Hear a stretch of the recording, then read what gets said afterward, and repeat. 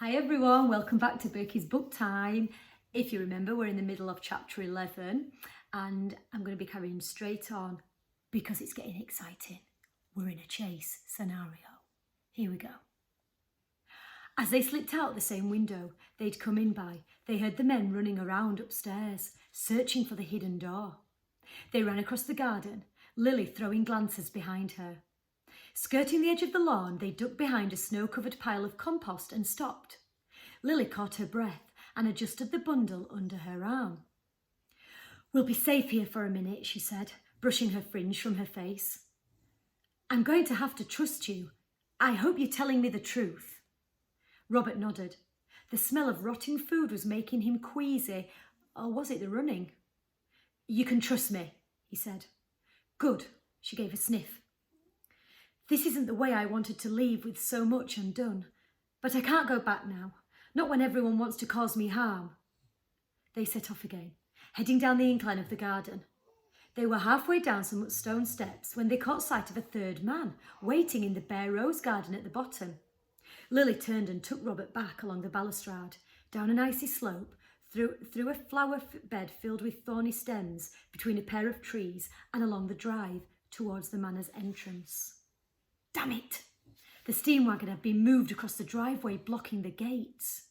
She grasped Robert's hand and they sprinted along the base of the boundary wall. Lily found a broken planter which had fallen from atop a pillar and clambered onto it. She rested the bundle on top of the snowy wall and climbed up beside it. Robert gulped. "I hate heights, remember?" "It's only a few feet." Lily pushed the bundle over the top to land safely in the snow on the other side before jumping down beside it. Shakily, Robert pulled himself up. The icy flakes wet his gloves and made them slippery as he climbed up onto the parapet and hung from the far side. "Now let go," Lily said. He let his feet dangle, kicking against the frozen bricks before he dropped and rolled to the ground.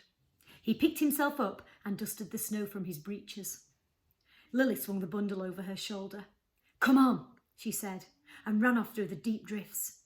If you want the village," he called after her. "It's more to the west, that way." As they stole across the countryside towards Townsend's horologists, the sky darkened and a heavy snowfall began, the flakes settling on their clothes and soaking through to their skin. Robert led the way, taking Lily round the edge of the village to come in via the north lanes, all the time keeping an eye out for the men. He'd a horrible feeling they were watching everything he did, and at any moment might jump out from behind a hedge and grab Lily and her bundle before he'd time to stop them. When they crossed the green and passed the village chapel, he allowed himself the briefest flicker of a smile. "Everything's going to work out fine, miss," he said, keeping his voice bright. "Not long now, and we'll be safe at my shop." They reached the top of Bridge Road and he sighed with relief at the familiar snow-covered street. They'd made it without encountering anyone. But when they crossed the brow of the hill, things seemed distinctly less rosy. 15 feet ahead, leaning against his parked steam wagon, his face hidden under the dark canopy of a bat-like umbrella, was the orangutan shape of Mr. Mould. And with him, leaning on his walking cane, was the knife-thin silhouette of Mr. Roach. The pair were huddled in conversation. Lily's face paled. She shivered and clutched the bundle to her chest. "They're here," she said. Robert's breath caught in his throat. Just then, Mould's cigar went out. He took out a lucifer, turned away and, striking it, held the flickering flame to the cigar's tip. His fat cheeks glowed with its fiery red sheen. Roach watched, his mirrored eyes shining orange in the shadowy sockets of his face. He was waiting to finish whatever it was he had been saying, and both men were so intent on Mould's task that they failed to notice Robert and Lily at the far end of the street. "Quick!" Robert spluttered. "This way!" He grabbed Lily's hand and pulled her down a side alley. They stopped behind a whitewashed gable wall. Meltwater dripped onto Robert's cap from the snow-frosted eaves of the cottage. Lily dropped her bundle between her feet and hugged her arms. "I thought we'd lost them," she said. "What are we going to do?" "Give me a moment," Robert replied. "I'll think of something." He tried, but he could not. and the red glowing vision of the men hung about in the dark, filling him with a feeling of despair. "Is there any other way to the shop?" Lily asked. "If you go to the end here," he said, "there's a path leads back onto the road further down. From there you can cross over and sneak through the gate into the backyard." "Then let's do that," Lily said. "You can't. Not without... they'd see us." Robert stepped away from her and headed back towards the mouth of the alley. "What are you doing?" Lily asked. He gulped and gestured at the street. "I'm going to go out there and distract them so you can get past.